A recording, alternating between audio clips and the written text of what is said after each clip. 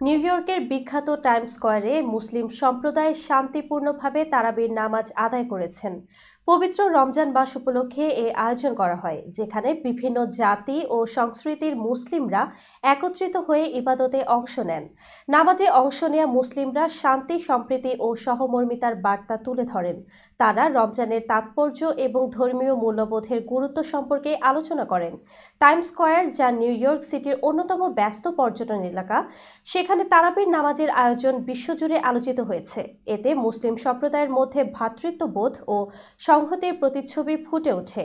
স্থানীয় প্রশাসন ও নিরাপত্তা বাহিনী নামাজের আয়োজন নির্বিঘ্ন রাখতে প্রয়োজনীয় সহায়তা প্রদান করে। আগত মুসল্লিরা শৃঙ্খলার সঙ্গে নামাজ আদায় করেন এবং টাইমস স্কয়ারের স্বাভাবিক কার্যক্রমেও কোনো বিঘ্ন ঘটেনি। টাইমস স্কয়ারে তারাবির নামাজ আয়োজনে নতুন কিছু নয়, গত কয়েক বছর ধরে এটি অনুষ্ঠিত হয়ে আসছে।